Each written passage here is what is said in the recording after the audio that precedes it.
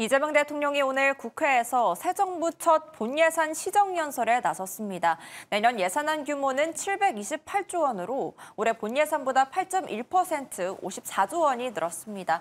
더 자세한 내용 스튜디오에 나와 있는 보도국 취재기자와 이야기 나눠보도록 하겠습니다. 구민정 기자 어서 오십시오. 안녕하세요. 네, 반갑습니다.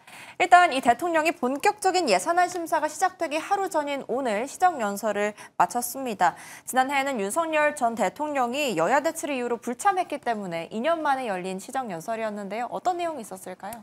네, 이 대통령은 오늘 시정연설을 통해 이 AI 시대로의 전환을 강조했습니다. 먼저 내년도 예산안에 대해 AI 시대를 여는 대한민국의 첫 번째 예산이라며 국회에 초당적 협력을 구했습니다. 박정희 대통령이 산업화의 고속도로를 깔고 김대중 대통령이 정보화의 고속도로를 낸 것처럼 이제는 인공지능 시대의 고속도로를 구축해서 도약과 성장의 새로운 미래를 열어야 합니다. 구체적으로는 AI 3대 강국 도약을 위해 올해보다 3배 이상 많은 10조 1천억 원을 편성했습니다.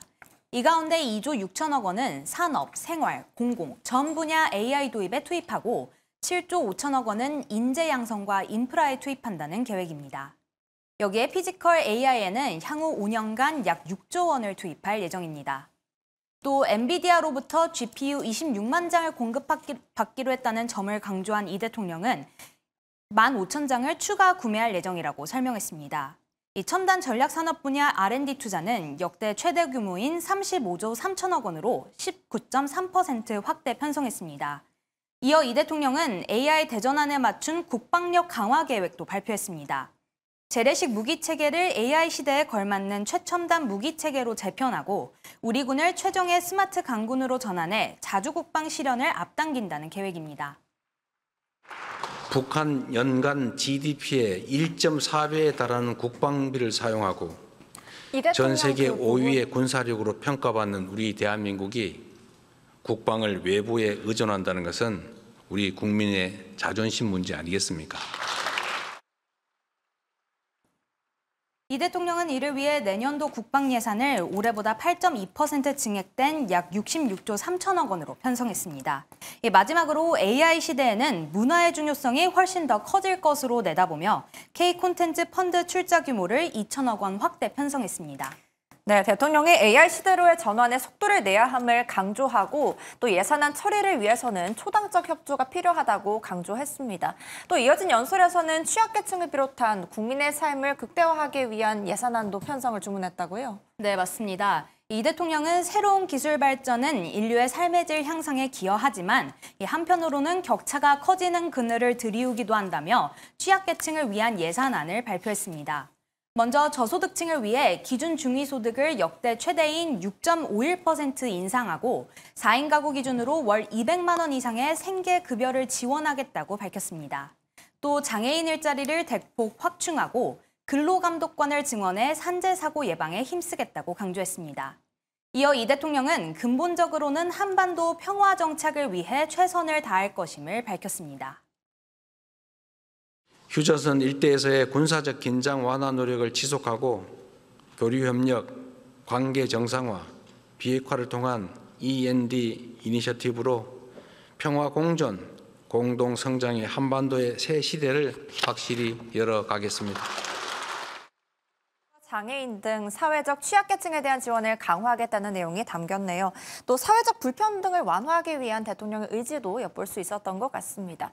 나이와 지역에 따른 세부 예산안에 대한 발표도 이어졌다고요?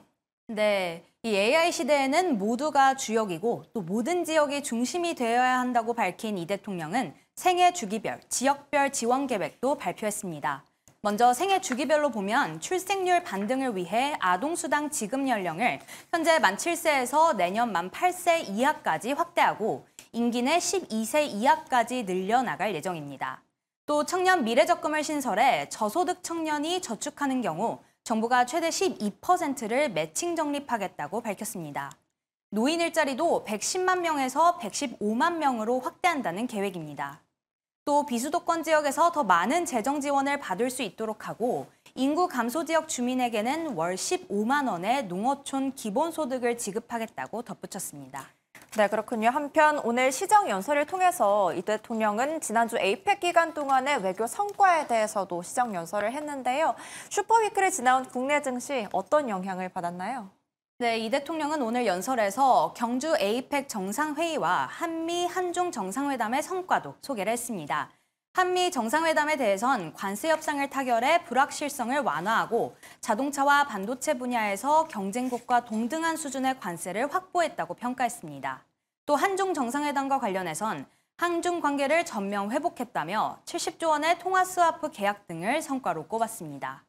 이어 이 대통령은 불법 계엄의 여파로 후퇴했던 우리 경제가 위급 상황은 벗어나고 있다며 코스피 4천 돌파를 언급했는데요.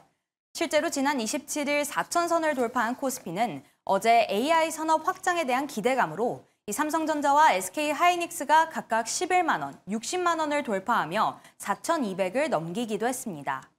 다만 오늘 코스피는 차익 실현 매물이 쏟아져 나온과 동시에 이 반도체 투톱이 약세를 보이며 하락 전환했습니다. 숨고르기에 들어간 코스피가 다시 상승세를 이어갈 수 있을지 지켜봐야겠습니다. 네, 내년도 예산안부터 오늘 국내 주식 시황까지 살펴봤습니다. 구민정 기자 잘 들었습니다.